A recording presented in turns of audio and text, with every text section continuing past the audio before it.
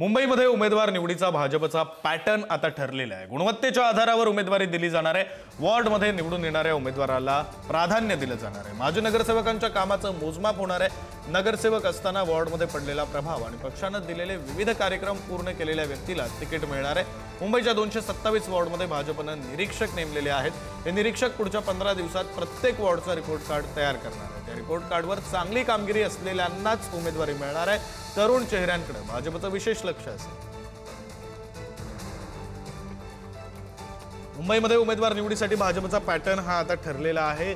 निवडून येण्याची क्षमता हा निकष असणार आहे। तसंच पक्षाने दिलेले विविध कार्यक्रम कशा प्रकारे राबवण्यात आले हे सुद्धा तपासले जाणार आहे। माजी नगरसेवकांसाठी ते त्यावेळी ज्यावेळी नगरसेवक होते त्यावेळी त्यांनी कशा प्रकारे काम केलं, प्रभागावर त्यांचा प्रभाव कशा प्रकारे होता हे सारं काही तपासलं जाणार आहे आणि त्यानंतर मग उमेदवारी निश्चित केली जाणार आहे। 227 वॉर्डसाठी निरीक्षकांची निवड आता करण्यात आलेली आहे। येत्या 15 दिवसामध्ये हे निरीक्षक आपला रिपोर्ट सादर करतील आणि त्यानंतर मग उमेदवार निवडले जातील।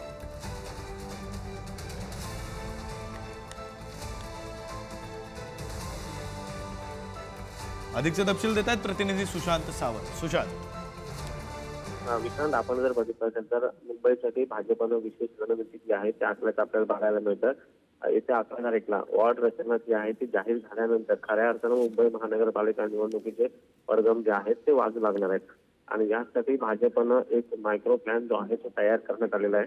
निवडून येण्याचा क्रायटेरिया हा एकमेव निकष जो आहे तो उमेदवारी देताना असणार आहे आणि यासाठी भाजपनं आता जे 227 वॉर्ड आहेत त्या वॉर्डमधील भाजपचे माजी नगरसेवक होते त्या माजी नगरसेवकांचा रिपोर्ट कार्ड तयार करण्याचं ठरवलेलं आहे आणि यासाठी 3 जणांची प्रत्येक वॉर्डमध्ये 3 जणांची नियुक्ती जी आहे ती करण्यात आलेली आहे। हे 3 जण काय करणार आहेत तर त्या मतदारसंघात जातील, जो मतदारसंघ माजी नगरसेवकाचा होता त्या मतदारसंघात जाऊन नेमकी त्या माजी नगरसेवकाची कामगिरी नेमकी कशी होती, आता त्याची लोकप्रियता किती आहे आणि त्याच्या समोर असणारा उमेदवार कोण असू शकतो आणि त्याची फाईट तो कशा पद्धतीने करू शकतो अशा हे रिपोर्ट जो आहे तो तयार करण्यात येणार आहे आणि जी आपल्याला माहिती मिळते त्यानुसार ज्यांची कामगिरी समाधानकारक नसेल किंवा जिंकून येणं हा निकष ज्यांना बसत नसेल त्यांचा पत्ता जो आहे तो कट होऊ शकतो। त्यामुळे माजी नगरसेवकांची देखील भाजपच्या ढांकू वाढल्याचं बघायला मिळतं।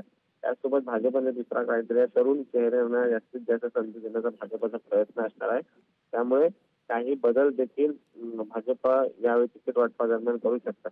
आता हे रिपोर्ट जे आहे ते 15 ते 20 दिवसात पुढच्या रिपोर्ट कार्ड तयार झाल्यानंतरच कुणाला उमेदवारी दिली जाईल, आरक्षण सोडत नेमकी कशी असणार आहे त्यानंतर सगळ्या गोष्टी पुढे जातील। मात्र आता जे आपल्याला माहिती मिळते विक्रांत त्यानुसार भाजपनं आपली रणनीती जी आहे ती आतापासूनच तयार केलेली आहे। बरं, धन्यवाद सुशांत दिलेल्या सगळ्या सविस्तर माहितीसाठी।